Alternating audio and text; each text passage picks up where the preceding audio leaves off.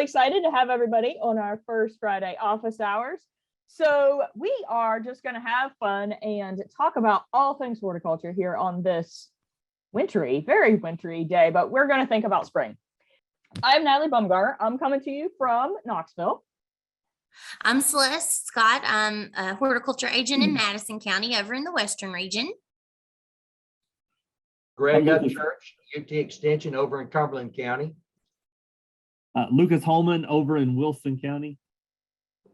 I'm Evangeline James in Bradley County. Melody Rose up in Greene County. I'm Mitchell Moat in Rutherford County. I'm Seth Wiles in Anderson County. Awesome. So that was a good setup. We're going to call this group our panelists for this session.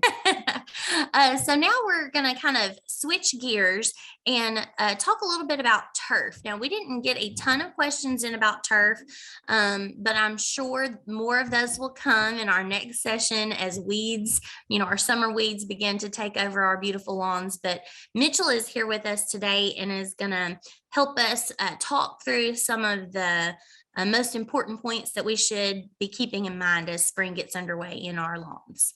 Okay, so just kind of briefly here, there's not a whole lot of growth taking place in home lawns right now in terms of your turf grass, whether you got a cool season or a warm season grass. There's not a lot of above ground growth going on, but there's other stuff growing out there.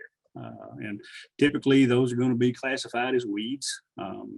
A common or I guess the most prevalent category that's out there right now would be our winter weeds, and many of those are winter annuals. And a winter annual is just like any other annual. It germinates and grows from seed to seed in a growing season, then it dies, and before it dies it reproduces, creates enough seed to put back in the ground to ensure that there'll be another population come back next year. So that's how they keep coming back year after year. A lot of those winter annual weeds are common across the state. You've got the chickweeds, common chickweed and mouse ear chickweed. The purple flowers, you have henbit and purple dead nettle. Both of those have the little purple flowers that show up and can be right pretty when you got a real heavy infestation or a good population of them. For some folks, if they didn't have a weed crop, then their yard might be kind of bare. So I guess in some respects that may not be necessarily a bad thing. I've heard some people say that their approach to lawn care was they double cropped. They'd have a crop of summer annuals, a crop of winter annuals. But anyway, beside the point.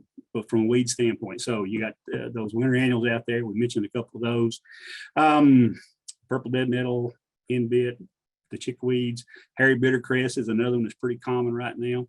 I guess the thing about it from a control standpoint is that they can all, be controlled with similar kinds of herbicide products. From a control standpoint, the thing to keep in mind is that, younger weeds are typically going to be easier to control than more adult mature weeds are. And if we think about when a lot of these winter annual weeds, or when all these winter annual weeds begin to germinate, they typically start late summer. So late summer, that depending on how the weather conditions occur, how temperatures fall, that could be as early as the latter part of August some years, but generally it's going to be in September before the germination begins. So those things start germinating in that late summertime, and they grow through the winter, and at some point they're going to start flowering and making seed.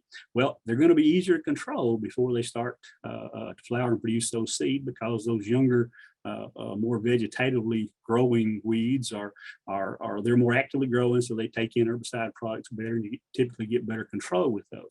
So control measures applied during the fall, October, November, can sometimes be maybe a little more successful than those that occur later in the growing season, like we're in right now. But for many folks, it's not too late to do control measures on winter annual broadleaves.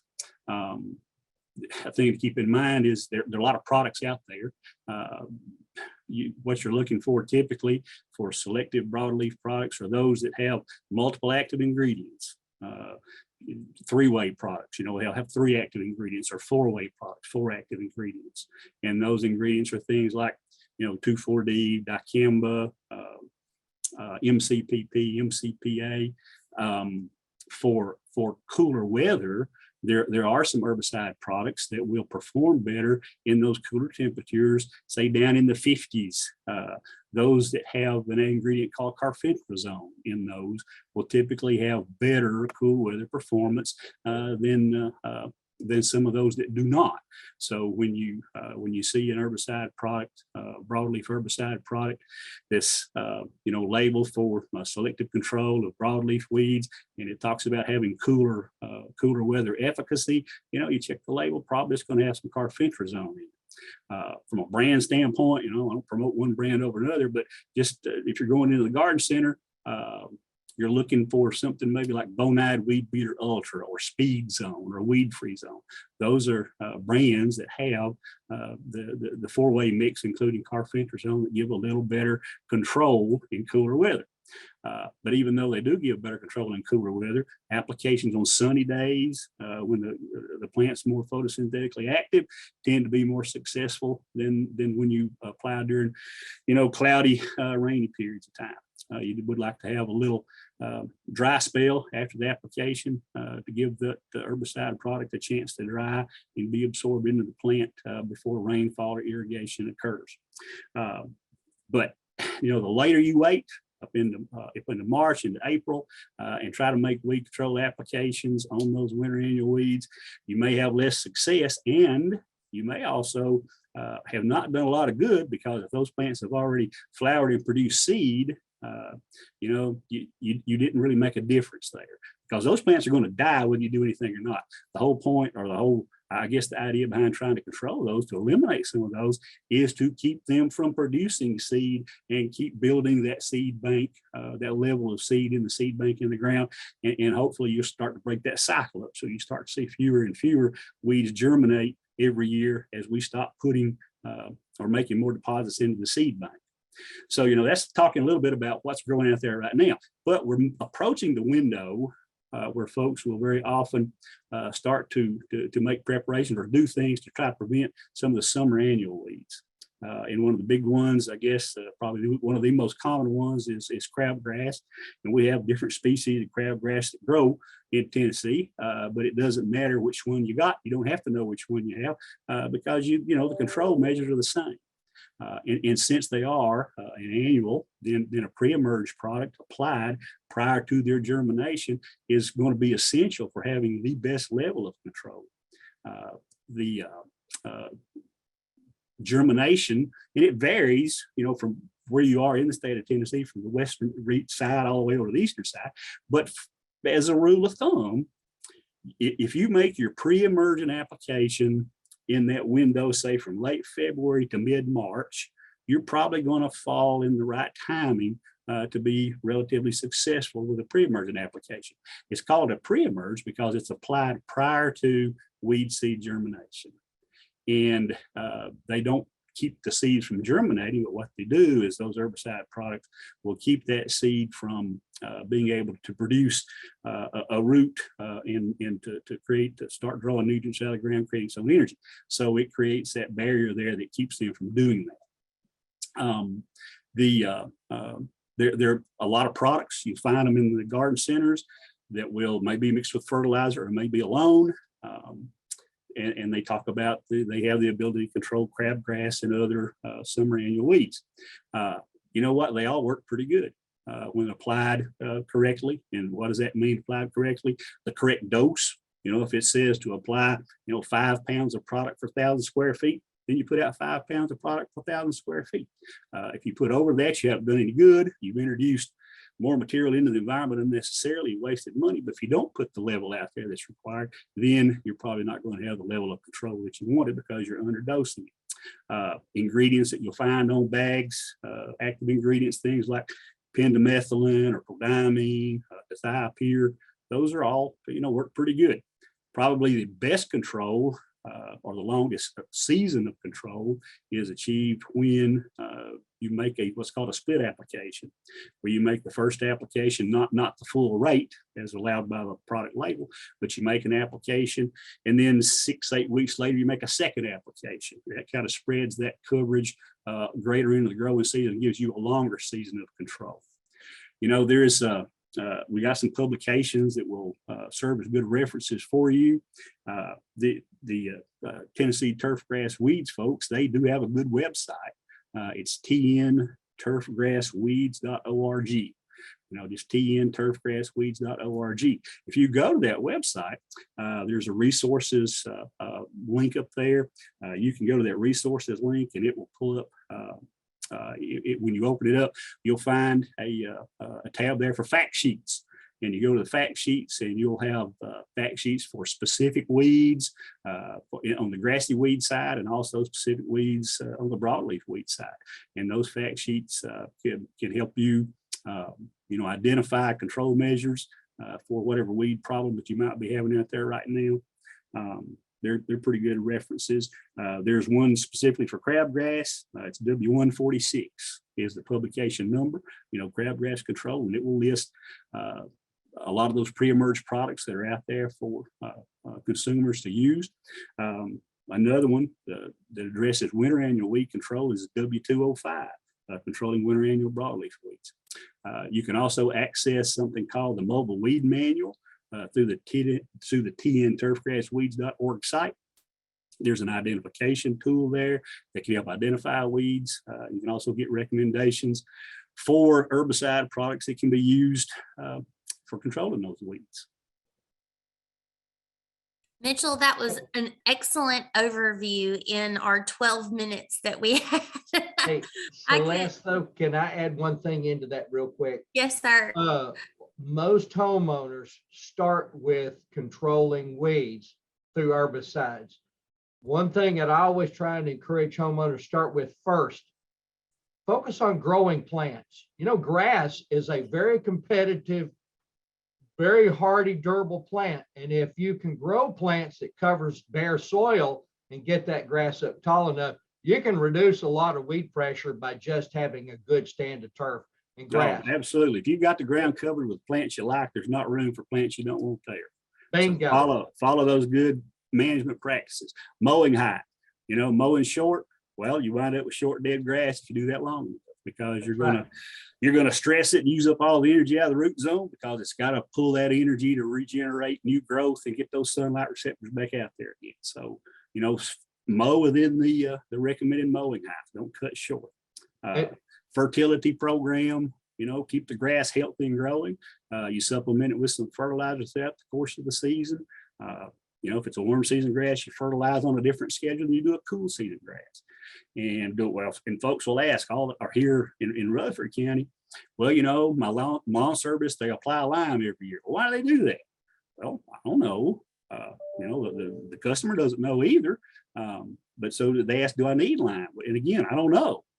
Unless you have a soil test, you know what, lime is not an essential element. Plant doesn't necessarily need lime. You typically apply lime to adjust soil pH. So if soil pH is where it needs to be, then there's no benefit really to applying that lime. If you do that enough, often enough, you may, you know, move the pH in the opposite direction from where it really ought to be. So soil testing will help you get on the right fertility program, which is a key step in just overall, you know, good agronomic practices for growing a good lawn.